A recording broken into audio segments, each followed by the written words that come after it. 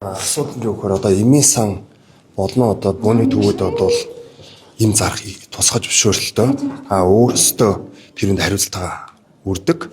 Хувь хүмүүс чинь ямар баталгаатай мөн үгүй мөн мэддэхгүй баахан битми им зараад байх нь өөрөө нэгээс нэгдүгээр хууль зөрчиж байгаа. Яагаад гэвэл тусгай зөвшөөрөлтөй компани л зарахыг зөвшөөрдөг.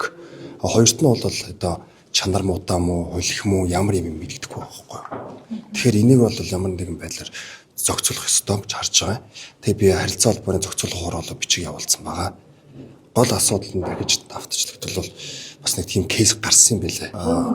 Хувийн зараад тэгээд тодорхой иргэн одоо эрүүл мэндээр хогссон. Би хэлээд байгаа шүү дээ. Одоо жоргүй юмэг бол рекламдахыг зөвшөөрдөг.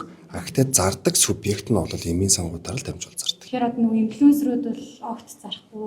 Жишээ тураахтай хүн ч юм уу маш их витамин зардаг. Тийм шүү дээ, үнэн шүү дээ. Угаасаа тэр одоо ямар одоо чанартай, ямар найдвартай, нөгөөдг нь эрүүл мэндээр ямар нэг иргэн хохирчвол хин хариуцлага бол ихэнх асуудал хэрэгжиж байгаа шүү дээ. Бас нөгөө чанаргүй юм худалдаалдаг байдлыг хаална гэдэг мэдэгдсэн байсан. Одоо энэ асуудал ер нь хэр урштай явж байна вэ?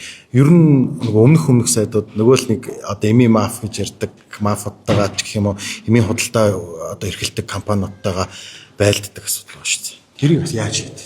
Үгүй ээ, нэг одоо байлдаад байгаа юм шиг миний хувьд бол ямар ч гэсэн эрүүл мэндэд тусламж үйлчлэх хэлээ хүртээмжтэй болгомоор байна. Мөнгөнд холбоотойгоор одоо эмийн асуудлаач гэсэн олон хүртээмжтэй л болгохыг ажиллаж байна. Ямар нэгэн компани эрх ашигыг хүндэт бол надад тэр байдлаа яахгүй. Яа тэгвэл Монгол улсын иргэдийн эрүүл мэнд хамгийн чухал миний хувьд. Мап гэж байдаг юм байна уу? Мэдгүй байна.